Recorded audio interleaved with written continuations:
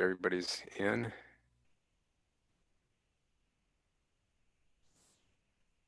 All right. Okay. I think we can get started. Hello, everyone. This is another X-Force webinar, one of a series on data in Salesforce, data outside of Salesforce. Today, we have somebody who's got data outside of Salesforce. Mandy, who's a data scientist at Wealthsimple. Mandy's going to join us and tell us something about their data pipeline and about a couple of interesting innovations that her team has put together at her company. So without further ado, here's Mandy.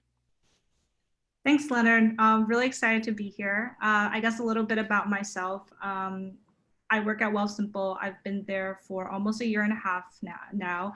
I work as a data scientist there, but data scientists and everyone else on the data platform at Wealthsimple, like we kind of pride ourselves in being like generalists. Like we do a little bit of everything from like data science to data engineering to a little bit of software stuff as well. And that before working at Wealthsimple, I worked a while at a startup doing conversational AI. So that's a little bit about me. Okay. And tell us a little bit about Wealthsimple. What does it do, and what are some of the challenges you have with the data that you gather there? So Wealthsimple started out as an investment platform, which provided this really nice, really easy way of investing money. But since then, Wealthsimple has really diversified into a lot more products. And some of these products include a commission-free trading platform and a high-interest savings account, amongst other things. In terms of challenges, that's a good question. It's so Wealthsimple, we have a few hundred people, and a lot of people at the company are very well versed in SQL. A lot of people here, they're able to build like their own dashboards, write their own SQL queries, and I think that having like it's great that a lot of these, and I guess just monitoring like and being able to maintain like all of these different dashboards and SQL does create a lot of overhead for the team. I wouldn't say there's too many challenges other than one other thing being generalist. We're kind of being pulled into like every direction, and the context switching can be a little hectic at times. Mm-hmm.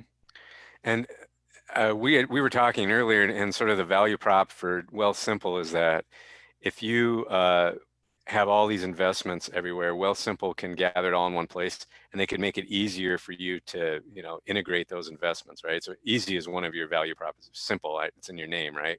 So Yeah. that's one of the things that I assume that's one of the things that your team works on is trying to make the Wealthsimple experience easier for your end users. For sure. Yeah, we do a lot of our machine learning models. They are touched on by our end clients, and a lot of the things we do is try to provide that a better experience for them. Mm-hmm. Great, great. All right. So can you tell us a little bit more in detail about the data pipeline at Wealthsimple, how you ingest data from your platform, where you put it, things like that? Yeah, so in terms of our data sources, we have a bunch of internal microservices, and we also have other integrations as well. So we extract and we load data from these data sources into our Redshift data warehouse. And we build some additional facts and dimension tables on top of this data in our data warehouse. And a lot of that is orchestrated using Airflow. We also use Airflow to manage a lot of our reporting jobs. So we do a lot of internal reporting for various departments. And we also use Airflow to kind of orchestrate our machine learning lifecycle as well. So if you're working at Wealthsimple in the data engineering team, you're going to be a Python, you're going to know Python and SQL. What's the reporting look like there? What do you do to get those reports out? Do you use any kind of tools? Is it just Excel, CSV dumps? How does it work? We definitely use a lot of Python and a lot of SQL. We try to stay away from like flat files, but for a lot of internal reporting, that's the format that our stakeholders are most familiar with. So in these cases, like, we pull data from oftentimes like a database, and we transform the data a little bit, and we dump it into like a CSV or in a FTP server somewhere. Mm-hmm. Do your analysts use any kind of data visualization tools, like Yeah, Tableau or something like that? We do have a BI tool, and this BI tool kind of runs on top of our Redshift data warehouse. So we use it a lot too for our own like ad hoc analysis. But a lot of people at Wealthsimple, they're very well versed in SQL, so we have a lot of people building their own dashboards using the tool. Cool, cool. So specifically, you said there's a couple of things that your team has built that uh, help with the SQL and the Airflow. Can you tell us a little bit about what you guys are been working on?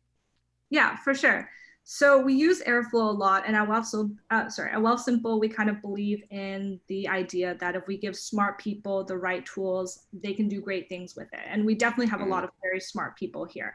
So we try to make everything as self-serve as possible. And we try to roll out Airflow not only to the data platform team, but to the broader engineering team and to like whoever can benefit from using it. hmm So one of the tools that we built, we've been developing internally. We call it Tripwires, and it's a custom Airflow plugin. hmm And one tripwire it's basically a check. It's a SQL expression that evaluates to either true or false. And if this SQL check fails, if it evaluates to false, then it would trigger some sort of alerting to the right people. And we use tripwires to monitor data freshness and to also check that key expectations are being met in like upstream data sources as well. hmm We've made tripwires really self-serve. We've kind of built them as a part of we've made them available in the Airflow web server. Anyone can kind of just go in, create their own tripwires, um, indicate what's the cadence, the scheduled interval they want to run these checks at, and how they want to be notified when the check fails. So if I'm one of your if I'm a SQL programmer and I'm in charge of a data pipeline in Airflow, I just have to write a SQL statement that evaluates true or false that tells me something about my pipeline, and I put that into one of these tripwires, and you guys have put all the everything else is taken care of for me, basically. That I can just that the tripwire, what you've developed is the functionality around the tripwire to uh, handle the Airflow alerting and things like that. Yeah, that's the idea. Okay. That's pretty cool. What do you think of Airflow in general? Are you pretty happy with it? Do you find it to be flexible enough? Not too complex. I know it's widely used. I personally do really like Airflow. I think that I really like the idea of like the different hooks and the different operators and how the logic is fairly clear and there's a lot of flexibility to modify your own hooks and your own operators, like for your specific use case. hmm But yeah, generally my opinion of Airflow is pretty positive. Cool, cool. And you said that when we were talking earlier, you said you also have created some kind of a SQL, I would call it a code analyzer, but you can tell me what you call it. So internally, we call it the SQL Tool Belt. And to be Oh, completely cool. honest, like I have not worked too much on it. It's mostly like my other very brilliant team members that did. But I have really benefited from its use before. So Simple, we're really big on SQL, not just like the data team, but like everyone on the company. And we want to enforce good SQL practices. We want to enforce good SQL, like proper, like good patterns, and we want people to write correct, syntactically correct SQL as well. hmm So this service, which we've been calling a SQL Tool Belt, we've kind of integrated this into our development and our testing framework for the data warehouse. hmm So it parses through our SQL, looks for not just like syntactic errors, but also like to enforce what we believe are good standards. Cool. And is it a requirement that the tool belt has to be used before somebody can push something into production, or is it just nice to have? What's your internal rules on that? It is part of our testing framework, so the tests have to be passed before changes has Okay, to be made. cool. All right. So you must have a production move to production workflow that includes all kinds of a whole kind of checklist before you can push that into your data warehouse, as one does.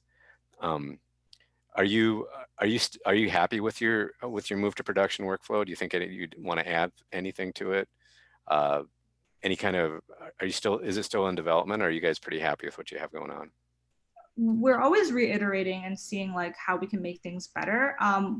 There has definitely been a lot of really big improvements that are kind of made to our like CICD workflow recently.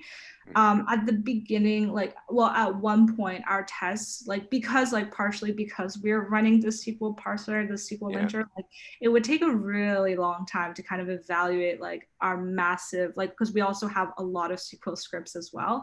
So one previous issue that a lot of members of the team had was it was taking too long. And Hmm. since then, there's been a lot of efforts in simplifying, parallelizing this process, and it's in a really good. I want to say that like the state we have today is I'm pretty happy with it. Good, good. And you developed that all internally? Did you, if you, I know it's not your project, but do you know if you leveraged any like open source libraries or anything to and built on top of that, or did you write your own SQL parser from scratch? It uses the Antler 4 grammar, so that part Okay. is open source. Yeah, so we did leverage a lot of those open source frameworks out there. You didn't write your own parser from scratch. Cool. No. Cool. No, that's great. That's great. When we talked earlier, you had a couple of machine learning projects that you were working on, or can you tell us how you, without giving out any Wealthsimple secrets, it sounded like your product development and product analysis included some machine learning to try to make it easier for the customer to sign up for Wealthsimple and get their investment accounts into Wealthsimple. Yeah, definitely. We like, yeah, a big part of this is how can we make the client journey better, like whether is it through the onboarding phase or through like getting money into Wealthsimple. And we have a pretty a pretty standard like machine learning workflow being set up, and a lot of that leverages on Airflow as well. So I think so everyone on the team, we are responsible for like the end-to-end development and deployment of these models. So most of our machine learning models start with a business problem, and we work Mhm. on it from conception. We build the necessary pipelines to get this data into our data warehouse, and we write these jobs in we would have like you typically like one Airflow DAG for one model, and this DAG would orchestrate pulling the data from where it needs to be pulled from, running the training script. And we also have a series of checks that we enforce prior to deploying a new version of the model. So one very standard check is the testing performance. Is the performance on the last 60 days of observed data good enough? And if it Mhm. is, we would upload a model asset somewhere. And from that location, this model asset would be picked up by our model server for for people to use the latest version of the model. Mhm. And and obviously, I would imagine that what you're trying to do is small incremental improvements to the user experience rather than trying to push out large changes. So what kind of a cadence are you running on in terms of putting models out?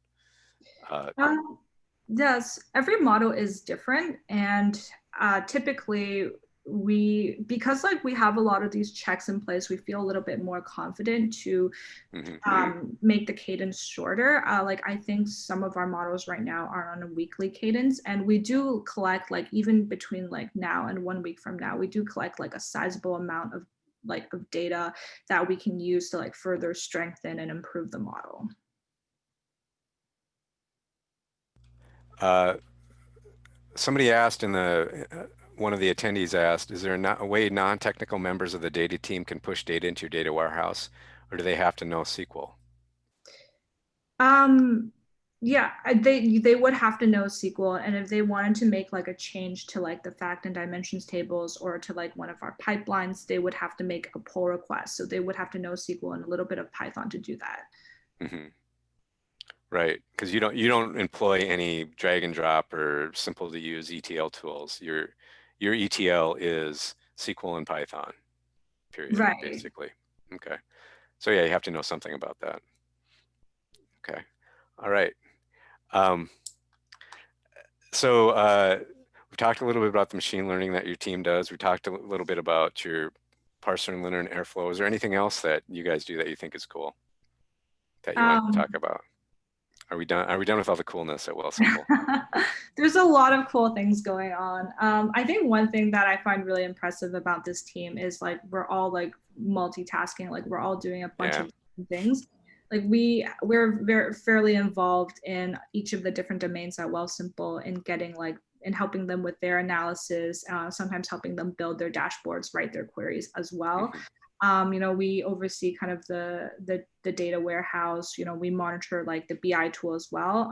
And with the BI tool, there's a nice Git integration. So we do oftentimes use the SQL Tool Belt functionality for like schema rewrites whenever there's like upstream changes in like the data Right. columns or data names.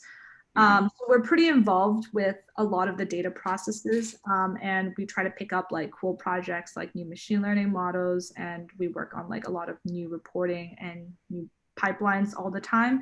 I think Hmm. what's really impressive, like at least to me, is like this team is fairly small, but we're able to do a lot. Sure. How big is small? Um, one, we have 5 data scientists, a Hmm. software engineer, and the 6 of us report to the VP of data science and engineering. So that's the entire data science. That's for your whole company. We were talking, you have locations in New York, London, and Toronto, and you're associated with the Toronto location, right? So do you guys work together in Toronto, or or you have remote employees? I mean, pre-COVID, did you have remote employees? Uh, so the data team has all been concentrated in Toronto. Hmm.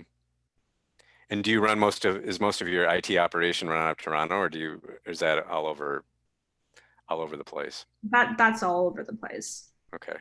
So the data science part is in Toronto. Um, are you planning on growing your team? Are you happy at 5, or do you think you're looking for other people to tackle other challenges within your company? I think there are plans definitely to grow the team.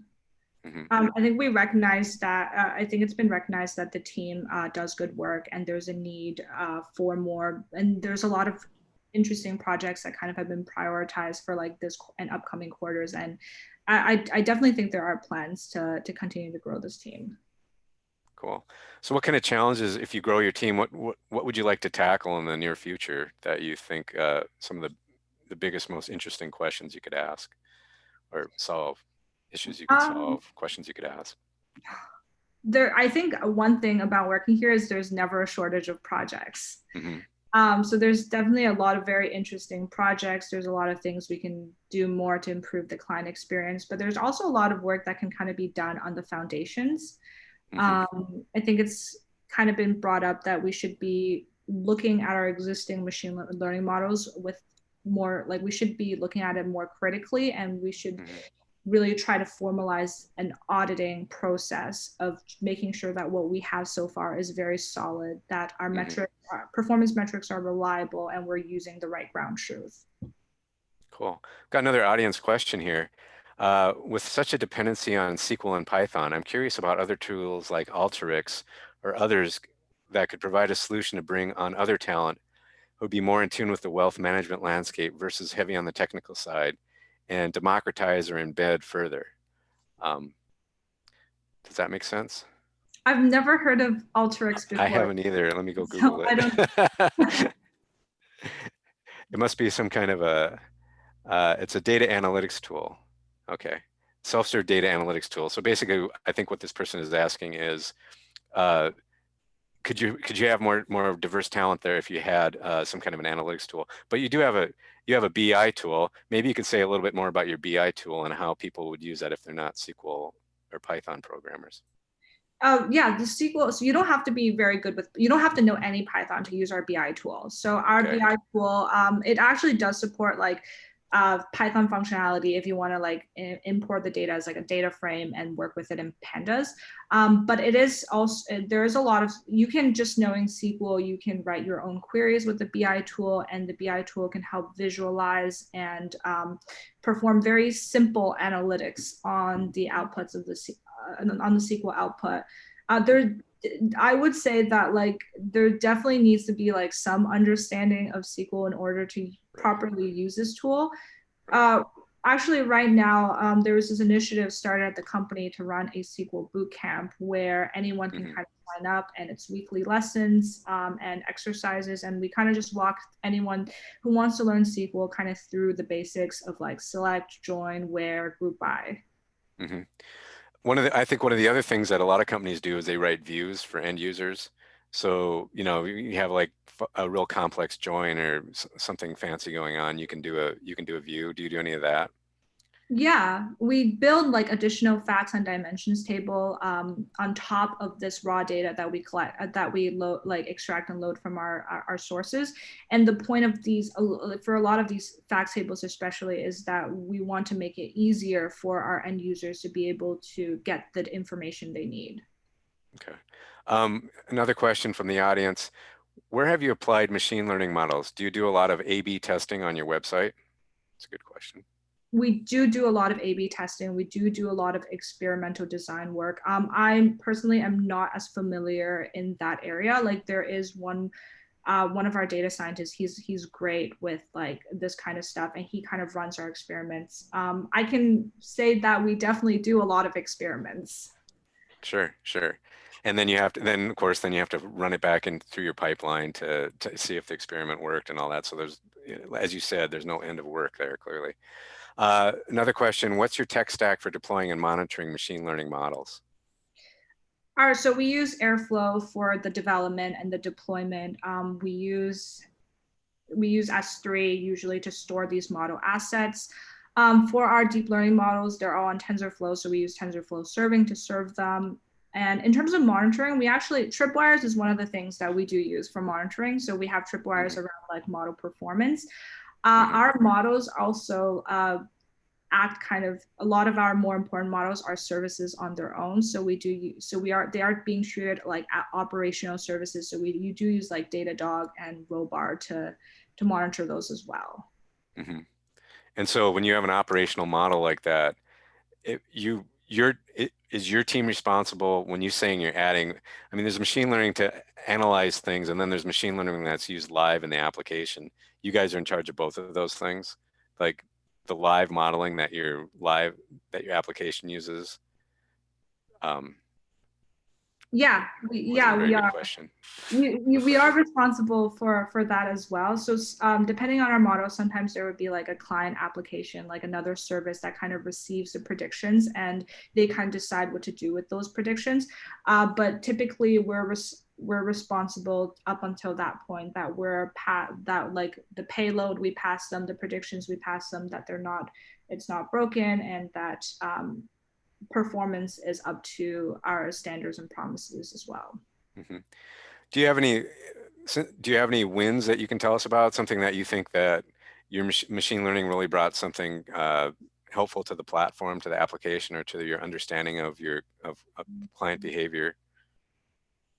Yeah, so one of the first models that I worked on when I first started was on accelerating institutional transfer. So this has historically been a huge client pain point because of just how long Okay. it takes. And we've Hmm. learned that by building a model around successfully completed transfers, that we can actually get a much higher success rate than if we let the clients kind of think, and let the clients kind of based on their own intuition make certain selections about where this transfer should be sent to. So I don't remember the exact numbers, but we were able to see like a huge lift in getting in getting the transfer to the right place after Hmm. implementing the model, as opposed to the client selection. I believe the lift was actually close to 20%. Wow. And so because of like we were able to see such a huge success with this machine learning model, like it was a pretty obvious decision to kind of rework the product, and instead of having clients make these decisions, we would actually use the models to make those decisions, Uh, and this would be abstracted entirely from the process. that's pretty cool. So we had talked about this before, but the transfer process for people that haven't used Wealthsimple is somebody's at some other investment company and they're transferring their account to Wealthsimple's management, right? Yep. And those are anybody who's dealt with that know that's often a complex multi-step process with a lot of opportunities to fail or opportunities where for the customer to drop off and not continue, things like that. So Mhm. cool. There's another question from the audience. What do you look for when you're hiring data scientists? What's the interview process like? Do you do technical assessment? Do you take home assignments?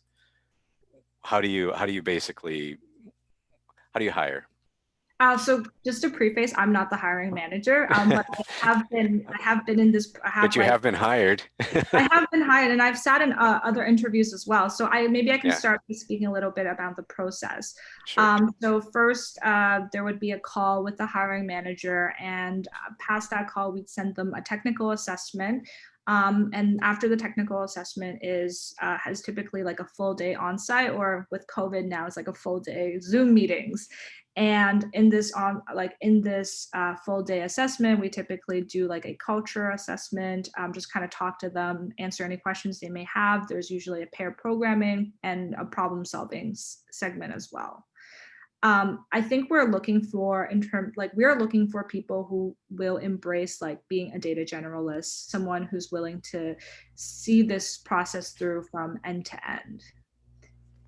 Do you, when you're in this hiring process, do you find people that already know your tool sets that you're using, or do you basically have to have sort of a made up examples that just show that they can think out, look at their thinking process and their abilities outside of that? Yeah, we certainly don't expect that they would be familiar with our entire tech stack, or Right. with everything that we use. I do think that our interview process is a little bit more abstracted and Mhm. a little bit more detached from like our day-to-day operations. Right. I think we're really just trying to get a feel for how well they think, how well they problem solve. And there's definitely the understanding that if there's anything they don't know, that they can pick it up on the job. Cool. Here's another question. What are some of the most time-consuming parts of your data pipeline process? Do you have any tips or tricks on how to save time building your pipelines? So I'm guessing this is time like spent by like the data scientist, the data engineer, Yeah, right? yeah, exactly. Yeah. Yeah, that's a great question. The most time consuming I personally find is understanding the business problem. Hmm. And a lot of the times the data is not easily accessible, and that's another rabbit hole of how can I get this data. Yeah. But definitely making sure that we're well aligned on with the stakeholders on what is needed, and being a part of that process, like sitting in on that process. To me, I think it takes a lot of time. And I guess in terms of tips and tricks, like maybe this is something that we do quite well, since my time spent is a lot of in the beginning of that process. But I find that by building a lot of tooling and giving everyone on the team the confidence to deploy these pipelines have greatly accelerated the process. So we're confident that in our testing framework, that if it passes, it means this is in a really good state to go. Right. That does give us the confidence to develop faster. Right. So nobody's sitting there just worried about breaking the build, of a software engineer would say that if it goes through your pipe uh, through your QA checks, it's not going to break anything. Basically, it's not gonna bring anything down, so you can go faster. Yeah, and we have like a pretty I want to say like we have a pretty like nice local development setup that they can kind of spin up like a very similar environment to our production environment, and they can actually run this pipeline from end to end. And like having that certainly makes testing a lot easier, and also kind of takes away the worry that they'll break something when they test. So does your dev environment include a decent sized data warehouse that they can actually do load testing on, or is it mostly just uh, syntax and correctness type stuff? So we do actually have a data warehouse as a part of the dev environment. There is a Okay. separation from between what they're doing in dev as opposed to like what's happening in production, but we do try to make it as a similar experience as possible. We do try to mock a lot of things, like for instance, we shouldn't like if this has to be sent to like a SFTP server, we don't want to like send it to the real Right. one. Um, but I'd say like overall, it is pretty similar to what they would expect to see in production if they were running this pipeline. Okay, we're at about a half hour now, so if anybody has any more questions, go ahead and throw them in the Q&A. And oh, here's a well, as if on cue. Here's a question: when developing models, when do you decide to abandon the effort if it's not giving you the performance you hoped for? Oh, that's a really good question. Ideally, this would happen before we start like actually developing it. Right. Um, so we do try, and maybe this is I think this is something we can get better on as well. Like we do try to, before we start developing a model, to do the necessary explorations. Like, and a lot of this happens inside like a Jupyter notebook, Mhm. to do the tests to ensure that this is something that is feasible, that this model will be useful, in the hopes of reducing the times that we do have to abandon the model. But sometimes it does happen, and we've seen it happen at different stages of the model lifecycle. We've seen product changes that have made a model obsolete. And in Mhm. those cases, it's a pretty easy decision to kind of just deprecate the model and revert a lot of the aspects. Um, we thankfully have not yet encountered a case where like we're in the middle of developing something and realize that the model is not up to standard. We have Mhm. scrapped a lot of models in the exploration phase, and we have scrapped models post production when we realize that changes in the business have made it obsolete. Right. Well, I assume as you were saying, and when you answer that other question, if you understand the product, understand the business needs you're trying to meet, uh, done your analysis, you shouldn't be abandoning models right in the middle, generally, right? You should, if you understand the problem you're trying to solve halfway decently. Let me see if we've got any more questions here. Um, let's see. Do you have any lessons learned or that you wanted to pass on to any other budding data scientists here in the audience? Anything that any advice you give new team members, that kind of thing? Um, I would say try to learn like as much as you can. Like I think that like when I first graduated, when I was like making when I was having like dilemmas of like, you know, which job, which career path to choose, like in Hmm. retrospect, I think having chosen the path that kind of enabled me to learn the most, I've personally like found that to be very like to have helped me a lot like today.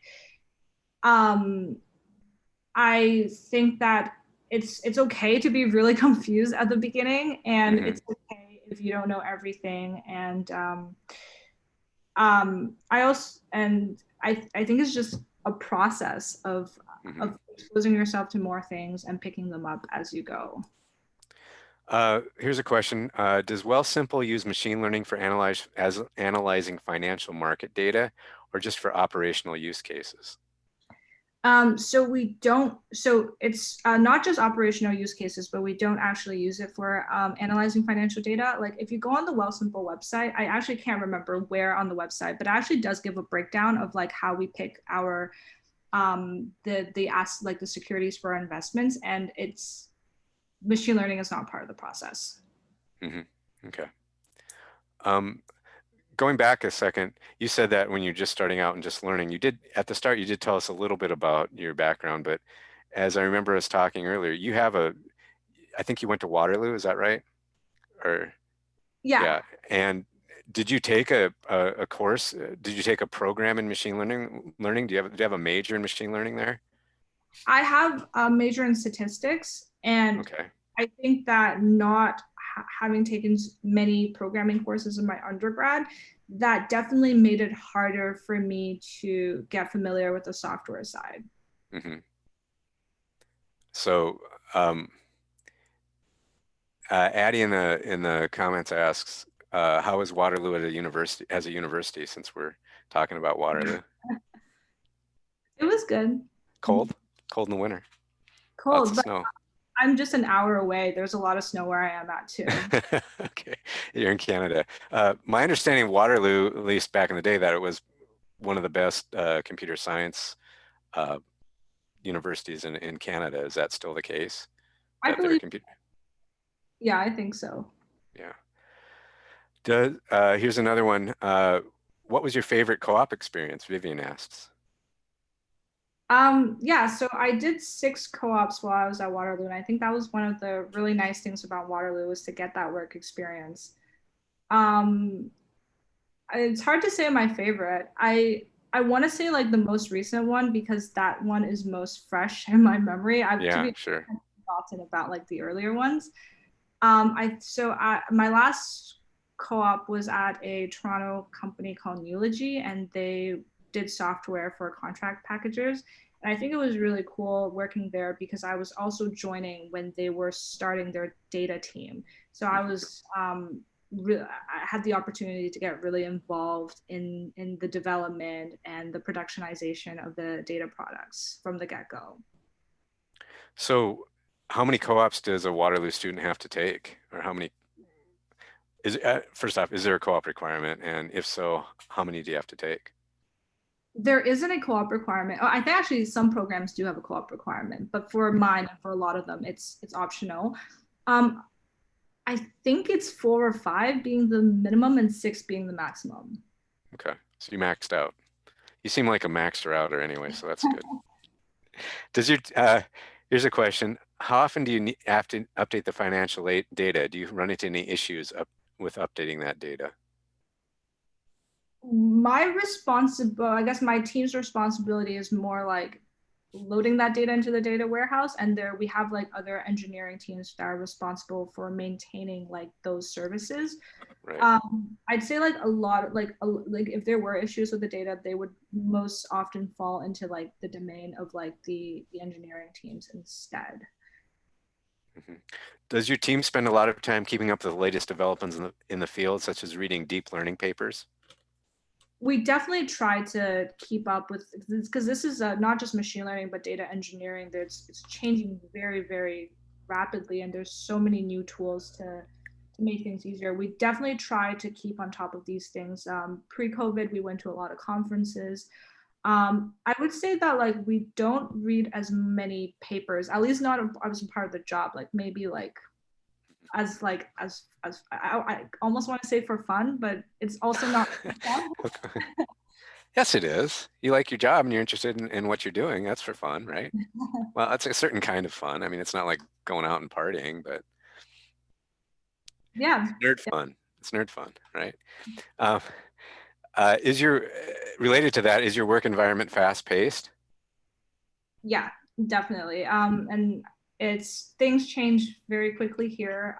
There's never a shortage of projects, and there's we Hmm. do a lot of really exciting work. And I think because we've invested the time in the foundations, it kind of allows us to deliver those projects fairly quickly. Hmm. Uh, Here's another question. How do you see Wealthsimple adjusting to the new financial market that we are seeing with the volatility that we're seeing in the market? Are you going to be adjusting any models due to that? So probably not adjusting any models because we don't really have any models dependent on Yeah. the data. There was an article that was released a while ago that with all of the volatility in the marketplace, that Wealthsimple's portfolio was actually one of the ones that performed really well. Hmm. And I was really happy to see that because a good portion of my money is with Wealthsimple too. Um, You're eating the but dog food, huh? yeah, but I think that like Wealthsimple having diversified product offerings is Hmm.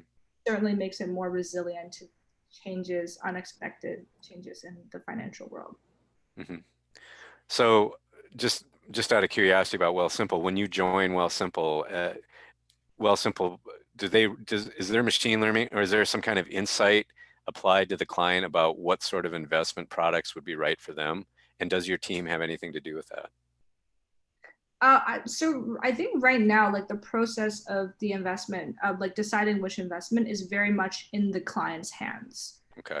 Um, I think we've helped with like the analysis, the analytics, and like how that process can be improved, but we don't actually use machine learning to make any recommendations in that aspect. Hmm. Cool. All right, we're just about at the 45-minute mark here. So if anybody has any last minute questions for Mandy, please throw them in the Q&A. Otherwise, we'll probably try to wind down here. Let's see if anybody's going to be brave and raise their hand. I don't see any. So I think we're probably about ready to wind down. Do you have any last words? Any more words of wisdom and advice for our audience? I think that's about everything. I just thanks for inviting me. This has been a lot of fun. It's been great speaking here and answering and engaging with the audience. So just Hmm. wanted to say thank you. Well, thank you for telling us some more about Wealthsimple. It sounds like you have a really cool team there doing some really interesting stuff. And somebody just threw a question in here. Oh, thanks, Mandy. Somebody said. Vivian says thanks. So thank you for joining us. Thank you for telling us about what's going on in Wealthsimple, and we'll expect to hear more great things from you in the future. Thank Appreciate you. your time and effort. And thanks to everybody who's joining. If you've joined this webinar, we're planning our next big plan is a virtual conference that's going to delve into Salesforce, and we might also be getting more people like Mandy in for our for talks. So you'll be on the mailing list, and we'll be keeping you informed. Thanks again for joining, and thanks Mandy for being here.